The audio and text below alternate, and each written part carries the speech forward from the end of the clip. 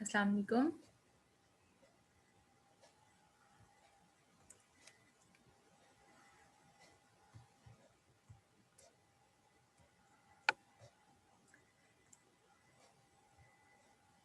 अस्सलाम वालेकुम।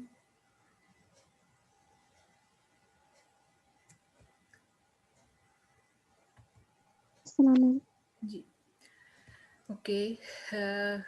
कल हमने जो टॉपिक समझा था that is life cycle of bacteriophages. कल हमने देखा था lytic cycle and lysogenic cycle. ये क्लियर था टॉपिक? जी रुबिका।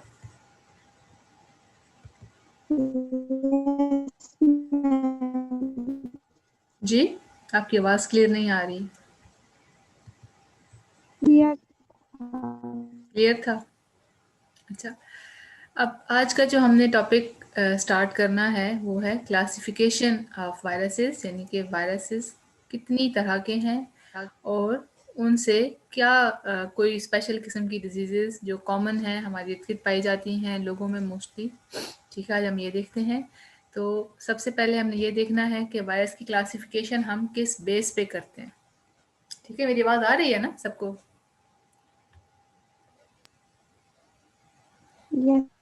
ओके। सबसे पहले हमने देखा है कि जैसे ऊपर लास्ट जो हमारे पास डायग्राम थी, हमने उसमें वायरस की डिफरेंट शेप्स देखी थी, मॉर्फोलॉजी। ठीक है, उसकी अपीयरेंस कैसी होती है, लुक कैसी होती है, राउंड है, हेलिकल है, ठीक है, ऐसे सिलेंडर सिलेंडर फॉर्म में है, और इसमें इसकी तरह का जैसे टेडपोल लार्वा की तरह का अपने बैक्टीरियोफेज, ये जो वायरस बैक्टीरिया पे अटैक करता है, ये उस तरह का है। तो हमने ये देखना होता है कि सबसे पहले उसकी फॉर्म कैसी है, उसकी लुक देखने में कैसा है। फिर उसके बाद उसकी न्यूक्लिक एसिड प्रॉपर्टीज कैसी हैं, उसमें आरएनए है, उसमें डीएनए है, ठीक है। और फिर उसके बाद क्या वो इन्वेलप है या कम्प्लेक्स है, ठीक है। नेकेड वायरसेस हैं, जैसे मैंने आपको कल बताया था ना कि नेकेड वो होते हैं और कि जिनके ऊपर कोई ऐसी होस्ट प्रोटीन कवरिंग नहीं होती, ठीक है। और हमारे पास इन्वेलप वायरसेस वो होते हैं कि जिनके ऊपर प्रोटीन कैप्सिड के ऊपर होस्ट प्रोटीन की एक लेयर होती है। तो इस तरीके से 2-3 पॉइंट्स हमने देखने हैं कि किस बेस पर हम वायरसेस को क्लासीफाई कर सकते हैं। पहला हमने देखा इसकी मॉर्फोलॉजी, दूसरा हमने देखा कि इसकी न्यूक्लिक एसिड कौन सा है, क्या डीएनए है, आरएनए है, और फिर उसके बाद वो इन्वेलप्ड है, नेकेड है या कम्प्लेक्स है।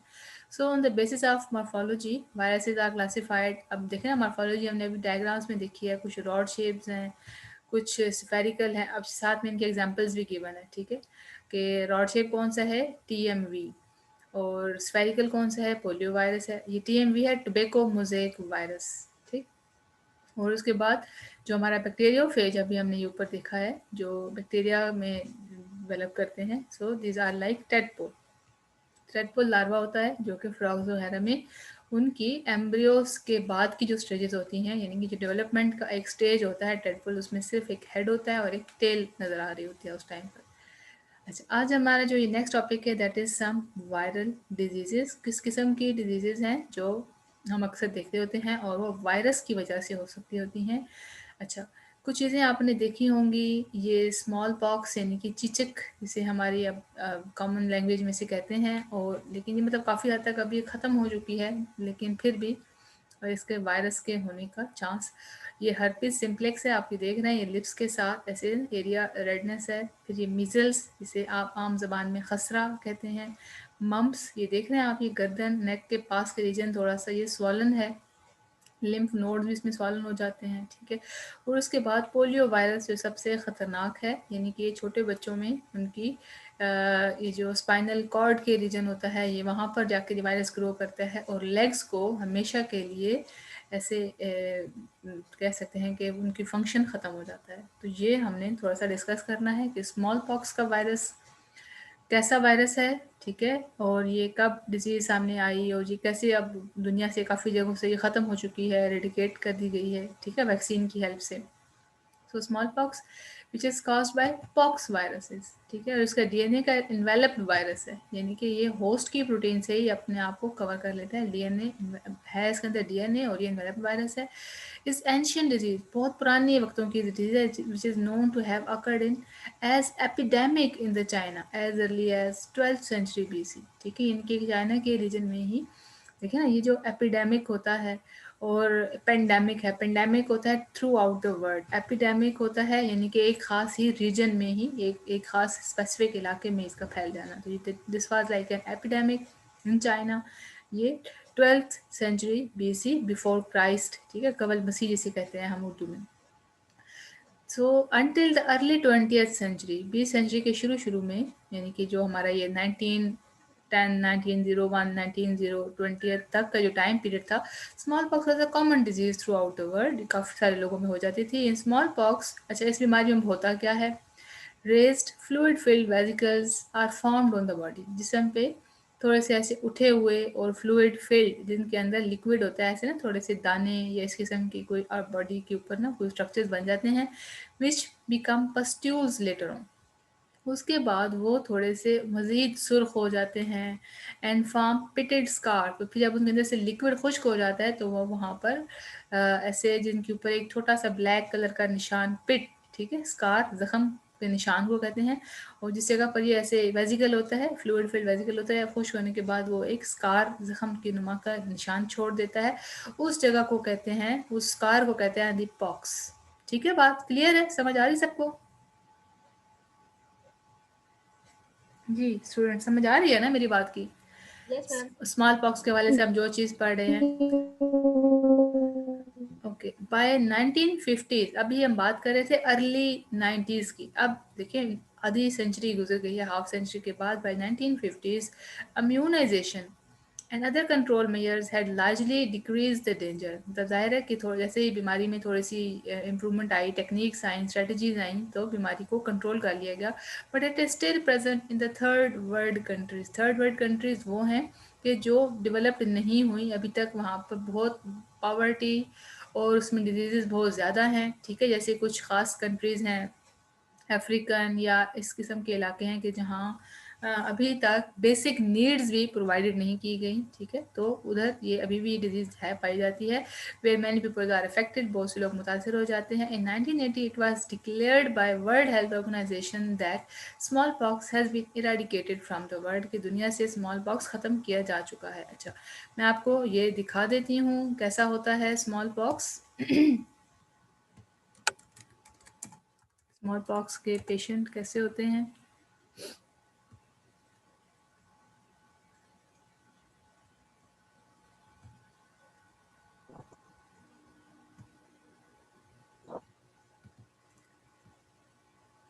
जी, आपको ये नज़र आ रही है मेरी डायग्राम्स?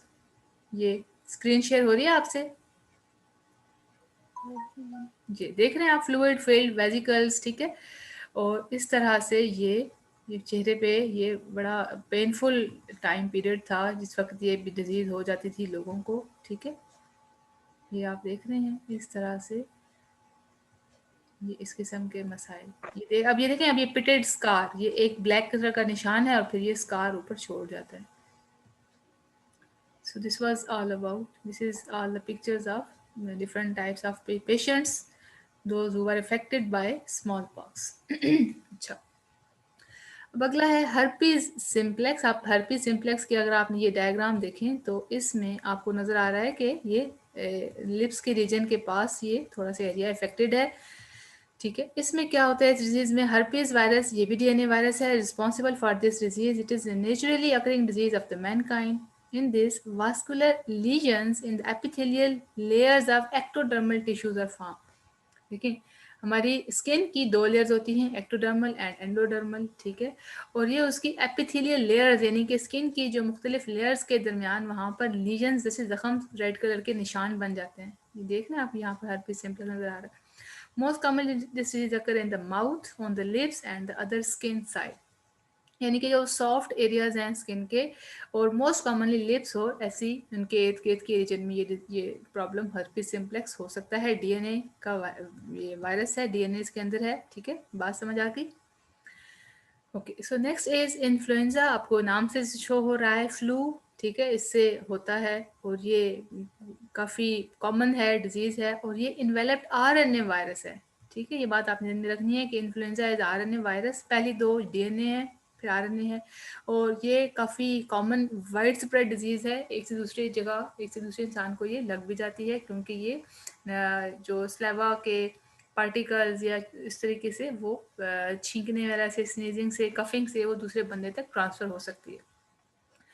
अच्छा, मम्स एंड मीजल्स, ये इसका जो ग्रुप है पैरामिक्सो वायरसेस, ये इस ग्रुप से ये वायरसेस बिलोंग करते हैं। ये this are large enveloped and RNA virus, ये भी अब आरएनए वायरस है। Mumps is highly contagious, widespread but seldom fatal, ये भी कंटेजियस है, यानी कि ये एक से दूसरे बंदे को हो सकता होता है। कंटेजियस का मतलब यही होता है कि फैलने वाला, ठीक है। About 60% of the adult are immune to it, यानी कि जितने भी हमारे इर्द गिर्द लोग होते हैं, अडल्ट होते हैं, क्योंकि उनके अंदर, उनकी बॉडी के अंदर इतनी इम्यूनिटी होती है, एंटीबॉडीज़ बनी हुई होती हैं कि वो इस डिजीज़ से अब मुकाबला कर लेते हैं। लेकिन छोटे बच्चों में ये होता है कि वो वीक होते हैं, उनका इम्यून सिस्टम इतना अच्छा डेवलप नहीं किया हुआ होता, जिसकी वजह से ये डिजीज़ उनको हो सकती होती है। Measles is one of the commonest disease of the childhood and adult human population is equally susceptible the world over. ये कहता है कि बच्चों में तो ये डिजीज़ बहुत ज़्यादा हो सकती होती है, क्योंकि बच्चे, मैंने आपसे यही कहा कि इम्यूनिटी उनमें इतनी स्ट्रांग नहीं होती। लेकिन कुछ एडल्ट, इसमें ऊपर देखें ना, about 60% of the adult are immune to it, लेकिन जो रिमेनिंग 40% हैं वो तो इक्वली ससेप्टेबल हैं, ठीक है। ससेप्टेबल का मतलब होता है कि डिजीज़ हो सकना, यानी कि वो उनका शिकार हो सकते हैं, ये डिजीज़ उनको भी हो सकती है। फैटल नहीं है, फैटल का मतलब होता है जानलेवा, जानलेवा बीमारी नहीं है, लेकिन ये है कि ये कॉमन है और कंटेजियस भी है, फैल भी सकती है एक से दूसरे बंदे को। और इसका बस ये फ़ायदा होता है कि इसके टाइम के गुजरने के बाद बंदा, जो पेशेंट्स होते हैं, they are now immune to, मतलब दोबारा उनको ये डिजीज़ अब नहीं हो सकती, क्योंकि उनकी बॉडी के अंदर इसके लिए एंटीबॉडीज़ डेवलप कर दें। एंटीबॉडीज़ क्या चीज़ होती हैं? एंटीबॉडीज आप समझ लीजिए कि एक तरह से फाइटिंग सेल्स होते हैं, कि जैसे ही कोई वायरस या बैक्टीरिया इस किस्म का that can cause the disease, जो बीमारी पैदा कर सकता है, ये एंटीबॉडीज उससे आके फाइट करती हैं और उसको ख़त्म कर सकती होती हैं। ठीक है, बात समझ आ गई आपको मम्स एंड मिजल्स की भी? Yes, ma'am. Okay.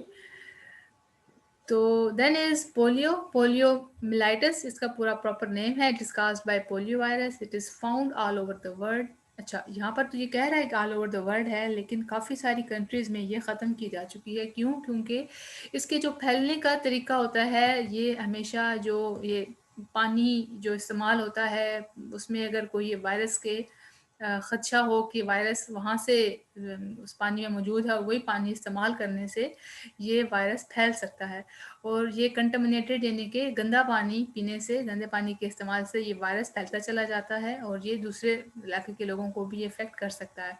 So it occurs mostly in childhood, बचपन में ये होता है, क्योंकि उस एज पर primary infections occurs varies with social and economic factor, कि जैसे the age at which primary infection अगर देखें ना बच्चों में, ये प्राइमरी इन्फेक्शन का मतलब कि जो पहली दफ़ा जब वायरस ने अटैक किया, तो ये अब डिपेंड करता है कि उस इलाके के लोगों की इम्यूनिटी कैसी है। ठीक है, अगर ज़ाहिर है ना, इम्यूनिटी बेहतर हो तो वायरस से मुकाबला किया जा सकता है।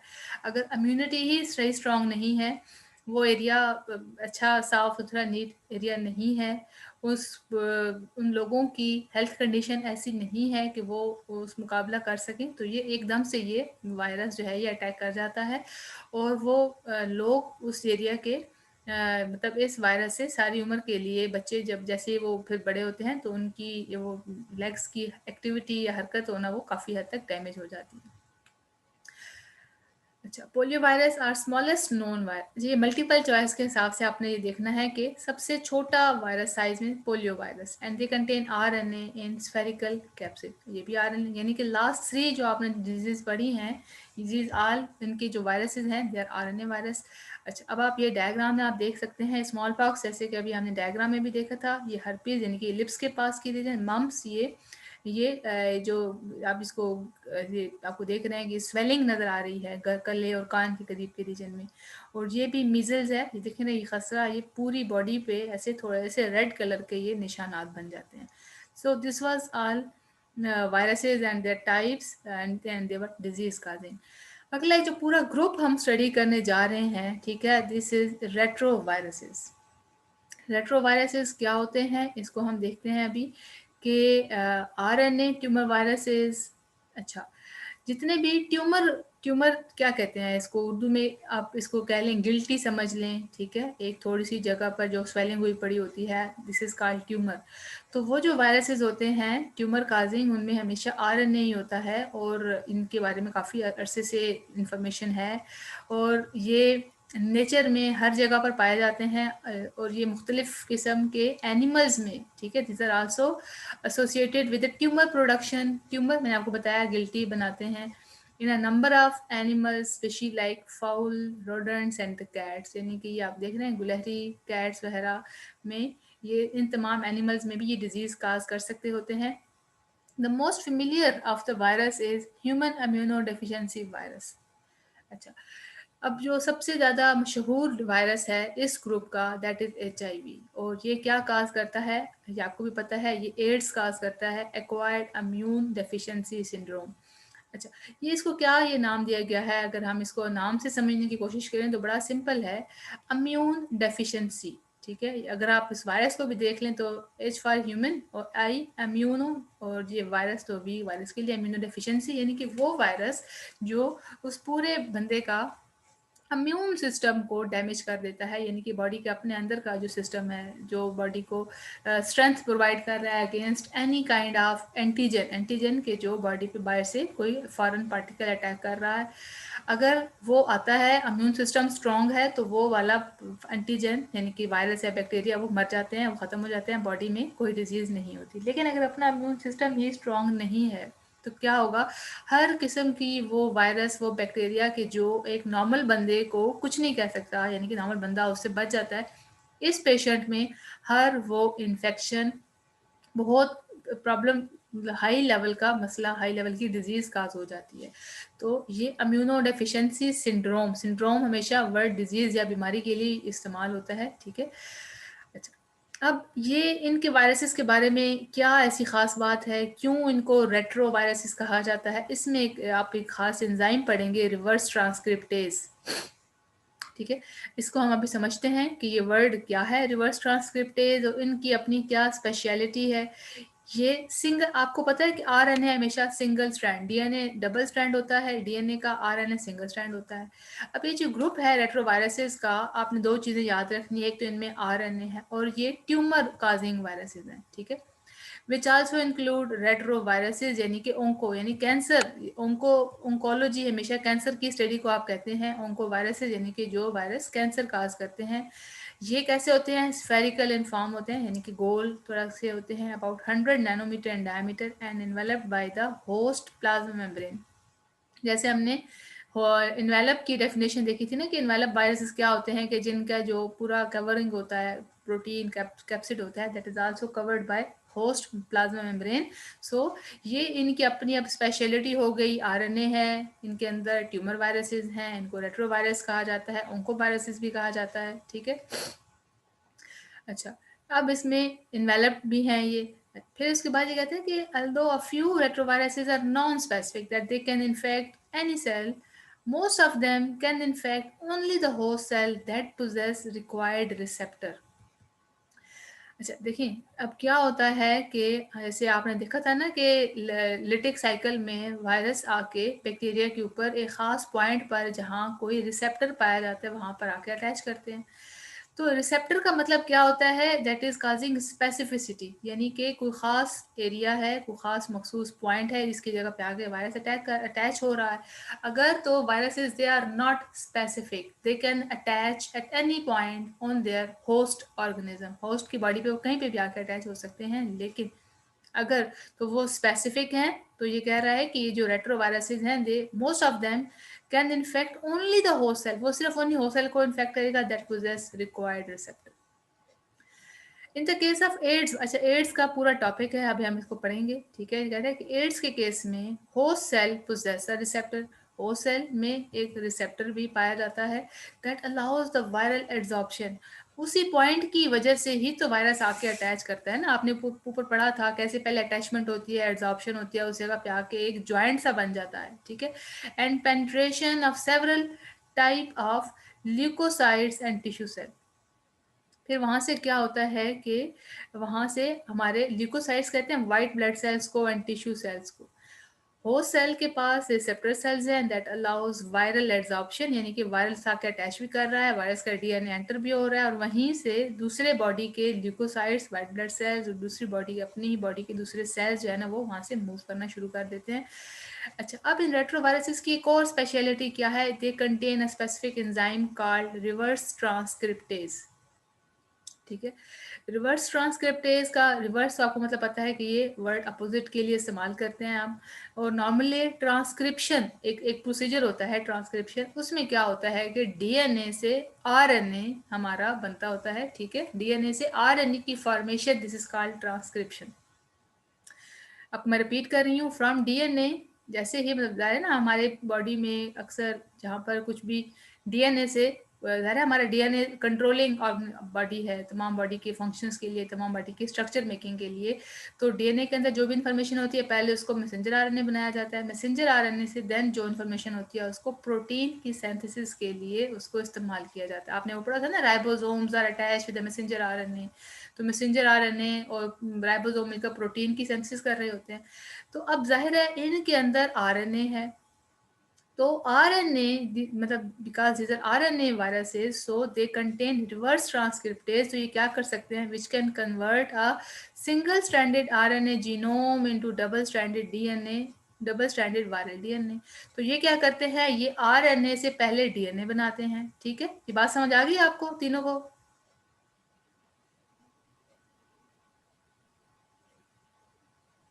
जी स्टूडेंट्स, ये बात समझ आई है रिवर्स ट्रांसक्रिप्टेज की? ये नहीं आई?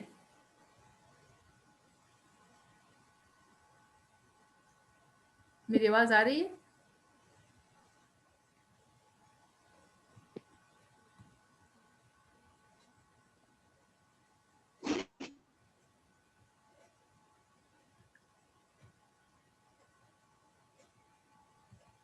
मुझे किसी का आंसर नहीं मिला अभी तक कि ये समझ आ गई है रेट्रो, ये ट्रांसक्रिप्टेज की स्टोरी समझ आई है या नहीं आई?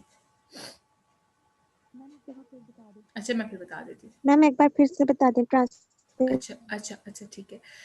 अच्छा, होता क्या है कि ट्रांसक्रिप्शन का जो प्रोसेस है, ठीक है, ट्रांसक्रिप्शन में डीएनए जो होता है हमारा double stranded DNA, double helical होता है ना, डबल स्ट्रैंडेड हेलिकल होता है डीएनए, और जो आरएनए होता है वो सिंगल स्ट्रैंडेड होता है। ठीक, अब होता क्या है कि ट्रांसक्रिप्शन के केस में डीएनए की सारी इंफॉर्मेशन को कन्वर्ट की जाती है पहले सिंगल स्ट्रैंडेड आरएनए में, तो ये होता है ट्रांसक्रिप्शन।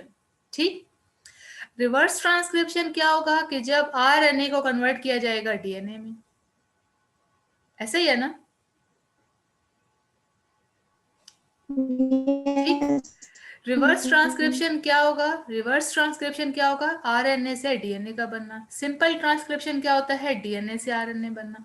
अब चूंकि ये जो वायरसेस हैं, दीज आर आरएनए वायरसेस, ये आप देख रहे हैं ना, ये अब नीचे एचआईवी का वायरस दिखाया हुआ है, ये आरएनए सिंगल स्ट्रैंडेड वायरस है। ठीक है, अब चूंकि ये आरएनए वायरसेस है, ठीक है, तो ये आरएनए को डीएनए में कन्वर्ट करता है। तो चूंकि ये आरएनए को डीएनए में कन्वर्ट करता है, इसलिए इनके पास एक एंजाइम होना चाहिए that is called reverse transcriptase.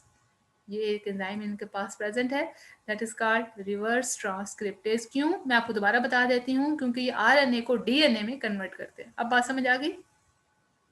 Yes ma'am. Okay.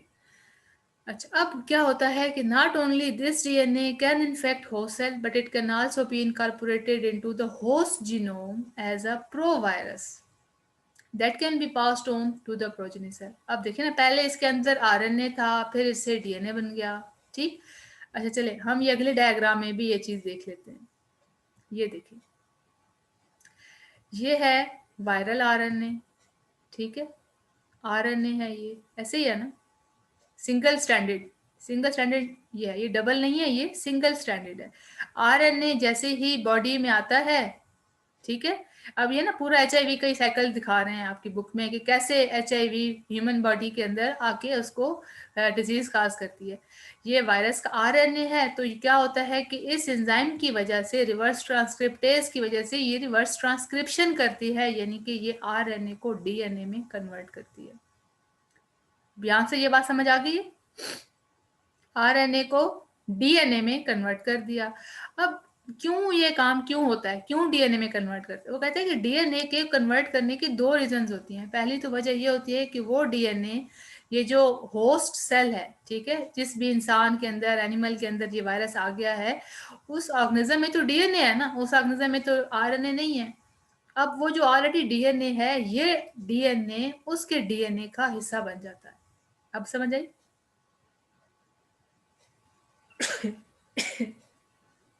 जी। अब ये आके उसके डीएनए का हिस्सा बन गया, और जैसे ही फिर ये सेल्स डिवाइड करते हैं, ये हर एक सेल का पार्ट बन जाता है। सही। फिर हमने जैसे ही लिटिक साइकिल में पढ़ा था ना कि जब वायरस का डीएनए होस्ट के डीएनए का पार्ट बन जाता है तो ये क्या करता है, ये उसे कहता है कि अब मेरी कॉपीज बनाओ। अब ये पर देख लें, यहाँ पर भी ये वायरस की ही प्रोटीन्स बन रही, वायरस का सिंगल स्ट्रैंडेड आरएनए बन रहा। अब यहाँ पर वायरस की कॉपीज बन रही। देखें, वायरस बेसिकली ऐसा था। अब वायरस की जब कॉपीज बन गई तो इसका मतलब ये है कि वायरस मल्टीप्लाई कर रहा है। अब यहाँ से वायरस आ गया, ये देखें दोबारा अगेन वैसा ही वायरस फिर बन गया। अब ये वायरस इर्द गिर्द के दूसरे सेल्स को अगेन डिस्ट्रॉय, अगेन उनको भी इन्फेक्ट करता जाएगा, उनको भी डिस्ट्रॉय करता जाएगा। ठीक हो की बात? So now this DNA can infect the host cell, but it can also be incorporated into the host genome. कैसे? प्रो वायरस से। That can be passed on to the progeny cell, यानी कि दूसरे और बनते हुए सेल्स में भी इस तरीके से पास होता चला जाता है। In this way, some of retroviruses can convert normal cells into the cancer cell. तो इस तरीके से नॉर्मल सेल्स को कैंसर सेल्स में कन्वर्ट कर देता है एक वायरस आता है। अगर आप दोबारा से इस डायग्राम में भी देख लें, ये HIV का वायरस है, ठीक है। इस डायग्राम से आपको अच्छा समझ आ जाएगा। ये इसके अंदर आरएनए आप देख रहे हैं, ये इसका कैप्सिड है, ठीक है। और ये इसकी जो ऊपर से आपको नजर आ रहा है, ये आप देख रहे हैं, ये वाली आउटर कवरिंग, ये आप देख रहे हैं, दिस इज इन्वेलप, यानी कि ये होस्ट की बॉडी से लेकर, प्रोटीन से लेकर इसकी आउटर कवरिंग बनाया गया। आरएनए, ठीक है, ये इसका कैप्सिड, सिंगल स्ट्रैंडेड आरएनए, ये इसका कैप्सिड, और ये इसका एनवेलप। अब ये जो इस एरिया पर एक खास रिसेप्टर होते हैं होस्ट सेल के ऊपर, अगर रिसेप्टर होगा, और रिसेप्टर का नाम क्या है, CD4 रिसेप्टर साइट। अब ये इस पॉइंट पे आके वायरस ने अटैच हुआ, वायरस अटैच हुआ, इसने क्या किया, अपना आरएनए होस्ट की बॉडी के अंदर भेज दिया, होस्ट की बॉडी के अंदर भेज दिया। अब क्या हुआ, वायरस आरएनए है ये, ठीक है। देन क्या होता है कि ये अपने उसके अंदर है रिवर्स ट्रांसक्रिप्शन। रिवर्स ट्रांसक्रिप्शन का मतलब क्या होता है कि सिंगल स्ट्रैंडेड आरएनए को डबल स्ट्रैंडेड डीएनए में कन्वर्ट कर देना।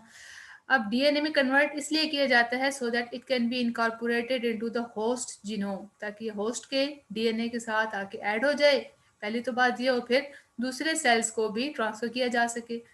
अब जैसे ही ये होस्ट के साथ आ जाता है, then it takes the control of host metabolic machinery and it directs के वायरस की अपनी प्रोटीन्स और वायरस का अपना आरएनए बनाया जाए। ठीक है, देखिए आप यहाँ पर ये समझ रहे हैं, पहले आरएनए आया था, आरएनए से डीएनए बना, डीएनए होस्ट के डीएनए के साथ अटैच हुआ, वहां से इसने अपना आरएनए अगेन बनवाया, आरएनए और अपनी प्रोटीन्स बनवाई, और इस तरीके से अपनी कॉपीज डेवलप करवाकर यही वाली कॉपीज इर्द गिर्द के दूसरे सेल्स को जब अटैक करता है, so this can then again converts normal cells into the cancer cells. Clear हो गया बच्चों? समझ आ गया है सबको? अच्छा, ओके। मैं आपको डेली कहती होती हूँ कि आप लोग याद करके मुझे लिख के टॉपिक भेजा करें, लेकिन आप लोगों में से कोई भी ऐसा नहीं करता। आज मुझे ये topic along with this diagram मुझे आपने याद करके लिख के भेजना है, ठीक है। कल इंशाल्लाह हम अपना टॉपिक नेक्स्ट स्टार्ट करेंगे, दैट इज एड्स। हम इस वायरस के स्ट्रक्चर के हवाले से पढ़ेंगे, HIV का वायरस कैसा होता है, ठीक है। डायग्राम हमने थोड़ी सी देख ली है, थोड़ा सा हमें अंदाजा हो गया है कि क्या साइकिल है, ठीक है। वही अटैचमेंट कैसे अटैच होता है वायरस, फिर रिवर्स ट्रांसक्रिप्शन, ये आज हमने नई चीज़ पढ़ी। फिर थर्ड में ये वायरल आरएनए, तो हमें पता है कि वायरस अपनी ही बॉडी के आरएनए और अपनी प्रोटीन की सिंथेसिस करवाता है, और फिर उसके बाद असेंबली होती है, यानी कि असेंबलिंग, यानी कि जोड़ा जाता है उसके अपने अंदर के पार्टिकल्स को, और देन वहाँ से जब रिलीज होते हैं वायरस, तो वो दूसरे इर्द गिर्द के सेल्स को अटैक कर सकता होता है। So this was all about today's topic. Tomorrow इंशाल्लाह we will study AIDS disease and its causes, and मतलब डिफरेंट इसके अंदर जो भी चीज़ें आती हैं। ओके स्टूडेंट्स, याद करके लिख के मुझे भेजना है। अल्लाह हाफिज़।